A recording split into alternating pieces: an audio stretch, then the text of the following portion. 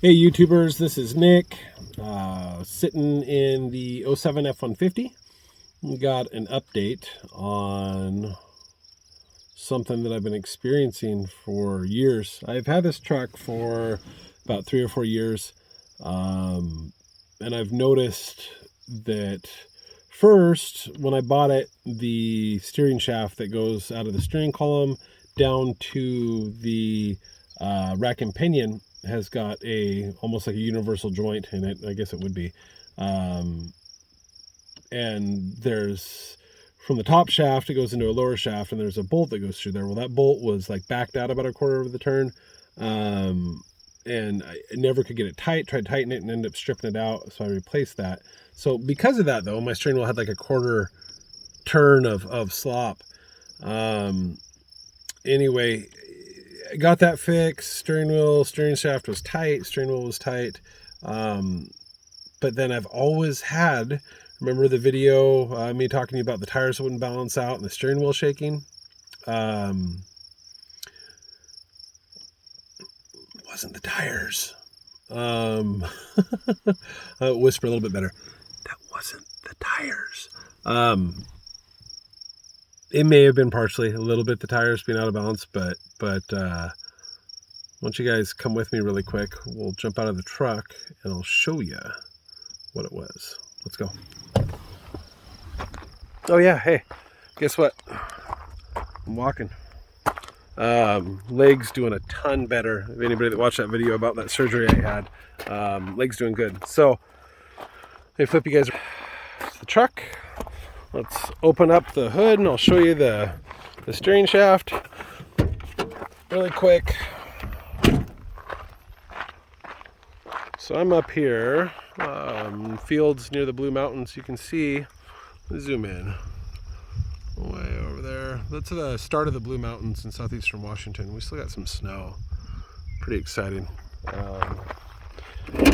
It is morel picking time, folks. So, let's get in here. See that right there? Right there. That's that steering shaft I was talking about that got replaced. That bolt on the top was loose and rusted, and I tried tightening it. That bolt right there, stripped it out and it wouldn't tighten. So got that fixed. Did not solve the problem. Right? Still had the steering wheel shake. So what my symptoms have been now is certain speeds I would get shake in the steering wheel, so it would just back and forth a little bit, shake inside the truck. Hit bumps, so if I hit a bump with my right front tire, it would clunk. It would make a clunk. I've got new upper control arms with ball joints. I've got new tie rod ends with ball joints. I've got new inner tie rods. New inner tie rod ends, I guess, where they go to the rack and pinion, which I didn't need. Did it anyway because I couldn't get this clunking to get out of my truck. So now when my truck was in park, like it is now, I could shake the steering wheel back and forth with the truck off, and you'd hear a clunk, clunk, clunk.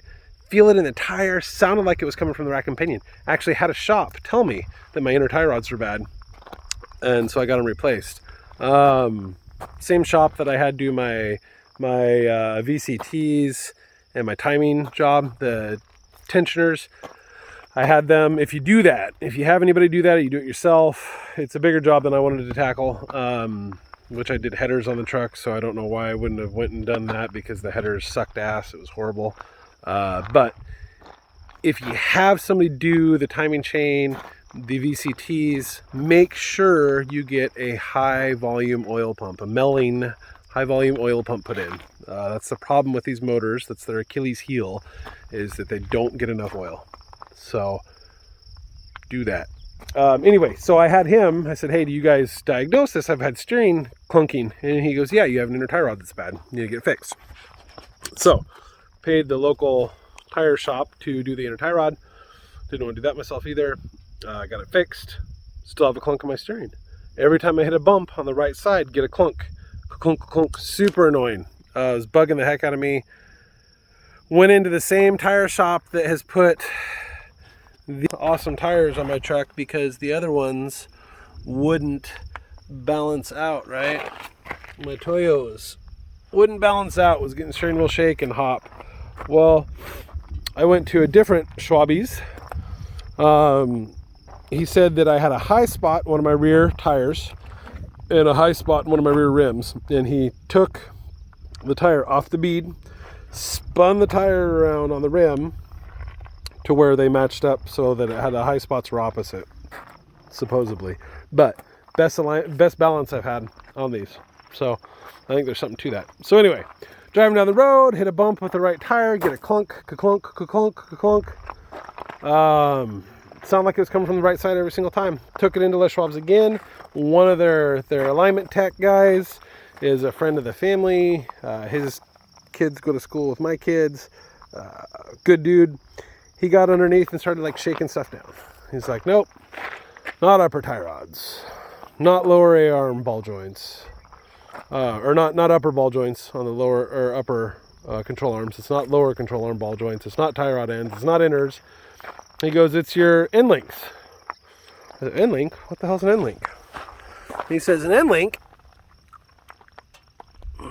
Dudes are on a march.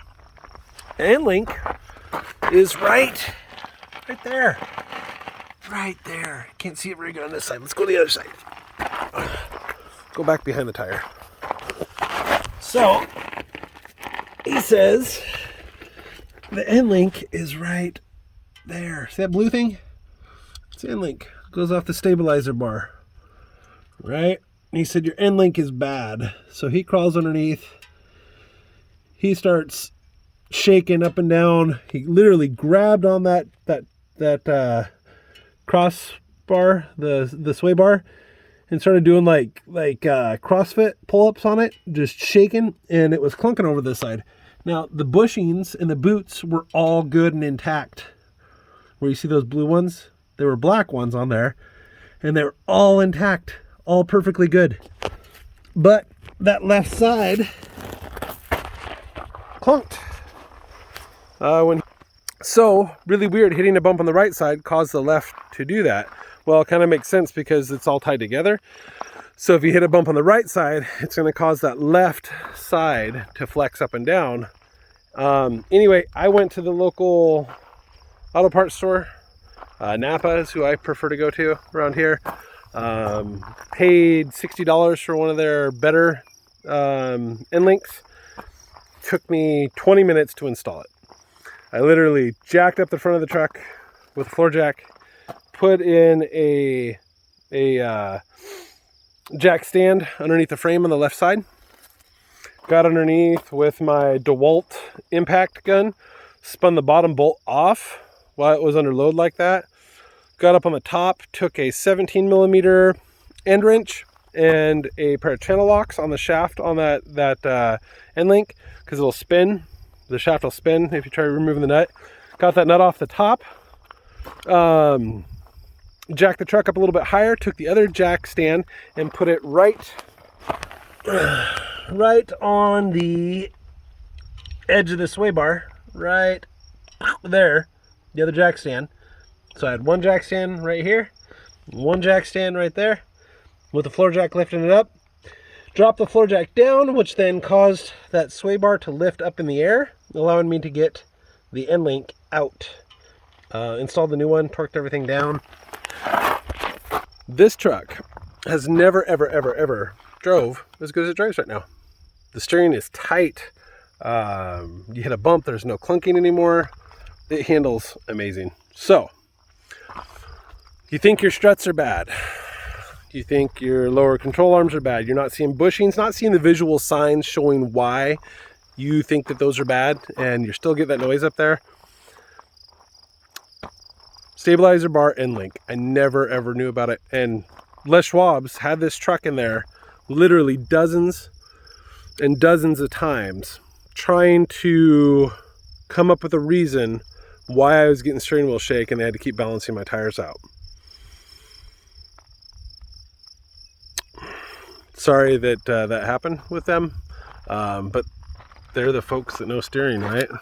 They know suspension and steering. Anyway, that's that. My leg is doing a whole heck of a lot better. I'll show you guys that really. Pull up my paint leg here. Well, that's my handy dandy scar. Goes from there down below my ankle, but swelling's looking good. Not really swollen at all. I can use it. I can walk. Haven't started running yet. I do want to start running in 2 weeks. I want to try my first run. Just do a little quarter mile. Been walking quite a bit. Still been lifting weights, but that's it for my legs. So anyway, recap. Shaky steering wheel, clunking. Check those end links. They are stupid simple to replace. All you need, really all you need to do it would be one jack stand and a floor jack. 15 millimeter. I use to tighten it down. You need an 8 millimeter on the bolt on the bottom of that end link that sticks up in the bottom. You can put an 8 millimeter socket on it, and then the 17 millimeter, was it 17? No, it's 18 millimeter wrench on the nut, and you can drive that bolt home because that bolt will want to spin inside that nut. So anyway, basic hand tools, no time at all. Life's good, truck drive's good. We'll get you in here. I don't think I showed you guys either. The truck used to be really, really loud, exhaust wise. It's not so loud anymore. Let's check it out.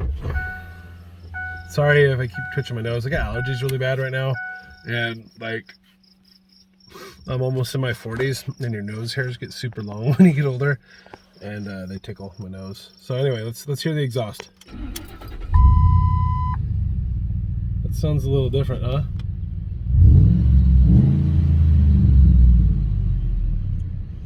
We tow with our camper, and I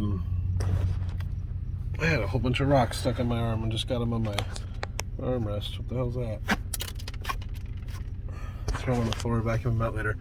Anyway, we tow our camper quite a bit when we travel, and with the stock exhaust that I had, or not the stock, with the no exhaust that I had on here prior, it was way too loud. You'd get drone off the camper when you're driving. I didn't like it. It drove me crazy. It sounded cool, like just driving it around, but off the camper, no thanks. So anyway, here we go.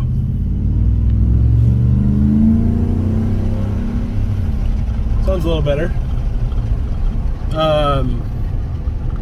Give you guys a quick 0 to 60 too. We'll check that out. So hold on, let me stop. So the truck has got, we are stopped. S&B cold air intake, MagnaFlow high flow cats, race cats, what else, Banks torque tube headers, and tuned by 5-star. So do a quick 0 to 60 and give it a little bit of a launch here. Ready?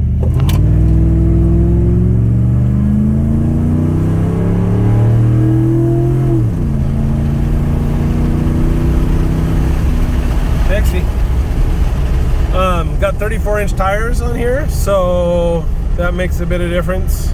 And got 20-inch rims, and they're 10.5-inch wide rims, and 295 tires. So the truck would, in my opinion, accelerate quite a bit faster if we had stock everything on here. But check out the steering wheel.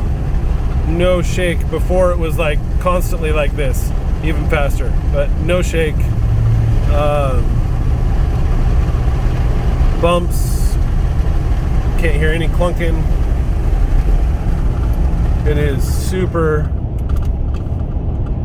nice. And also another kind of tall tale that I was getting, guys, also and gals, is when I would hit the brakes from like highway speed at 60 and slow down, my steering wheel would shake super bad back and forth like I had a warped rotor. Well, I just put